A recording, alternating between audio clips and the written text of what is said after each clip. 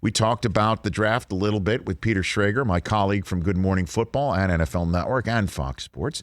And joining me here on the Rich Eisen Show, pleased to say, he's our first 2021 draft prospect, correct, Christopher? It is, yes, sir. And could be one of the top, if not the top, defensive prospect taken in this year's draft from the University of Michigan. Kwity Paye, how are you, sir? I'm doing all right. Go Blue. Go Blue, right back at you. Where do I find you right now? Are you in Ann Arbor still training? Where are you right now? Where do I find you? I'm currently in Arizona. You're in Arizona getting ready. Okay. And what are you doing down there in Arizona? So I'm training at the Exos facility out here in Phoenix. Mm-hmm. And what are you doing there? Like, what are you working on? Because there is no. I guess you must be working on your drills for Pro Day. I imagine later on this month in Ann Arbor, right? Yeah, so our Pro Day is March 26th. So I'm just, although they canceled the combine and whatnot, we're still gonna have the opportunity to run the 40s, to wear shuttles, and position work at our Pro Day. So just preparing for that. All right, what's your 40? What are we aiming for here, Kwity? What do you got for me? Man, I'm trying to.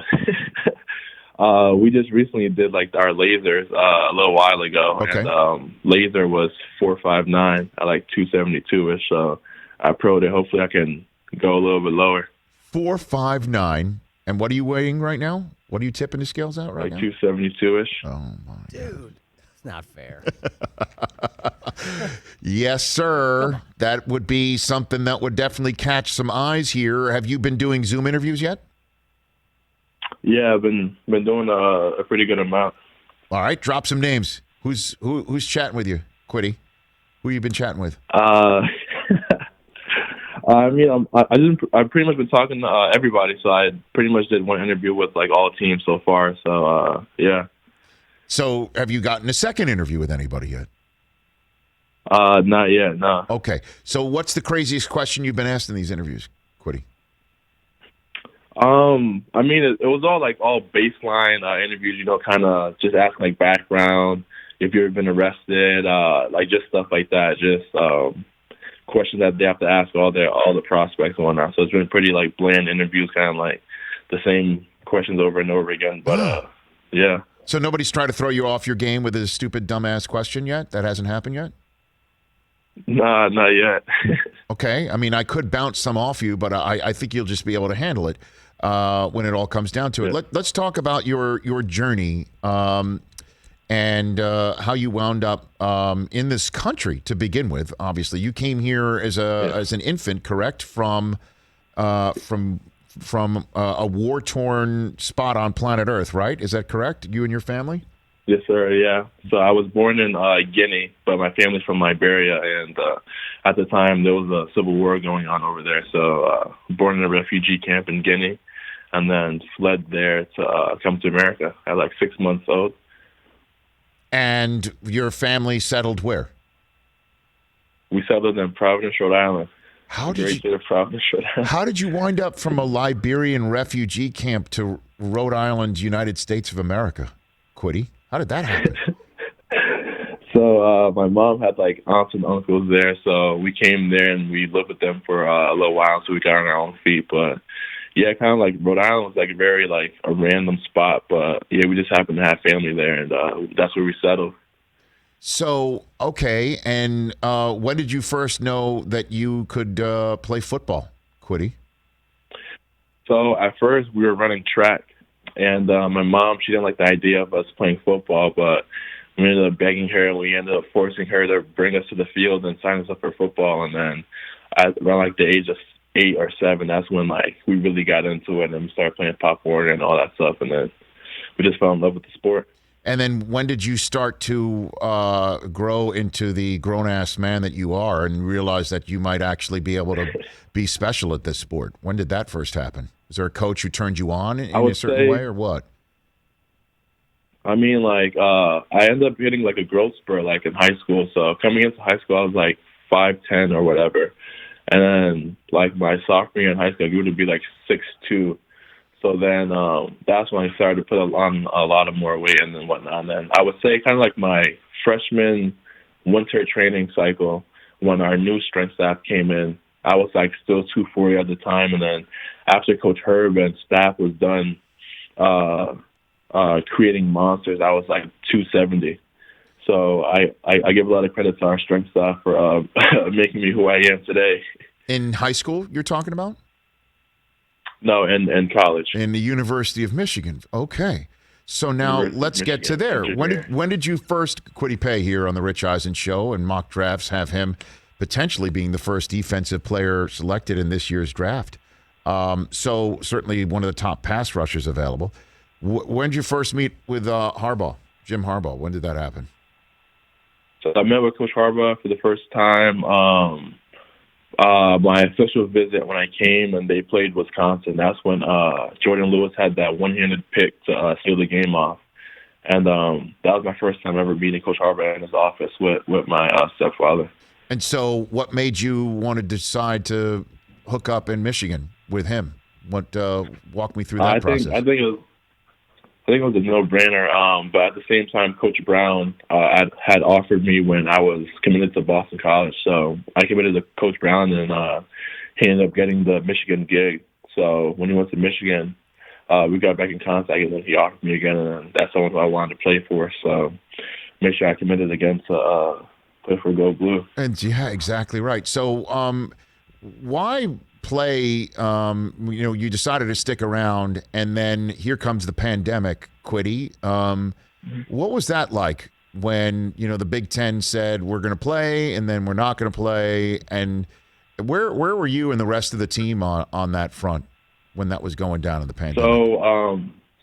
So we were practicing actually, and we took like a short break before we came back to do like our afternoon practice. So that's when obviously all our phones were blowing up, and like news of like the Big Ten has been canceled. And Coach Harbaugh had called a meeting on the outdoor field, and then he said, yeah, like they canceled the Big Ten season. But even though they canceled the season, we never stopped practicing. So nothing in our building changed. We were still practicing. Our schedule didn't change at all.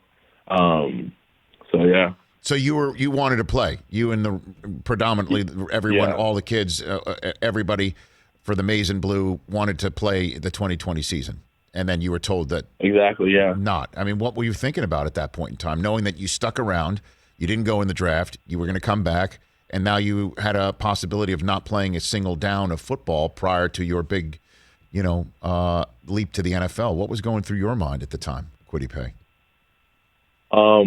When they announced the news, like I remember just sitting down, like, man, I don't get to play my last season with my brothers. And I sat for a long time, and then even though they canceled the season, even though I had the opportunities to like go ahead and start training and get a jump on, everything, I was just like, I'll stick around, and I was teaching a bunch of the young guys everything I've learned over my 3 years at Michigan to leave them with some knowledge and whatnot, how to play the game and certain things I picked up over my time at Michigan. So even though they canceled the season, even though like I could have left, I made sure I stayed and I was with all my guys because I was like, I'm never gonna play with you guys again, so might as well just enjoy my time while I can with you guys, and then they ended up bringing the season back, and I was like, all right, bet. And then you unfortunately couldn't finish it yourself. How are you feeling right now? How are you ready to go?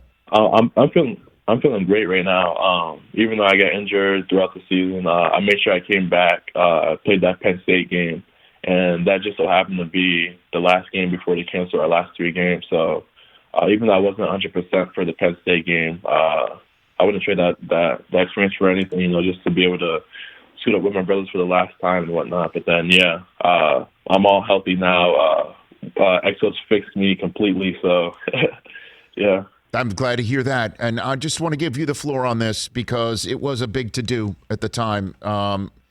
Some people were saying, and some people of note were saying that Michigan was ducking Ohio State, using COVID as a shield. What do you say to something like that, Kwity Paye? I mean, the media does what they want, and they portray stories and, try and gas things up. But now, like, we were all practicing. Like, we were looking forward to that game, even though the season didn't go as we wanted to. That's why you go to Michigan to play that game. Nobody was ducking smoke.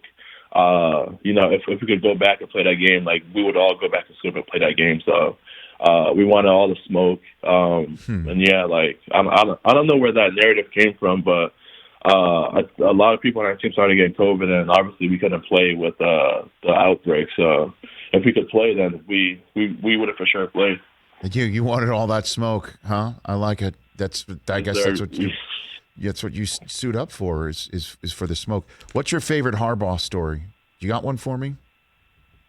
Kwity My Paye? favorite Harbaugh story. I don't think I've told many people about this story, but it was on my official visit, and Coach Harbaugh, like, he drives around like the big Sprinter van sometimes because he has a large family.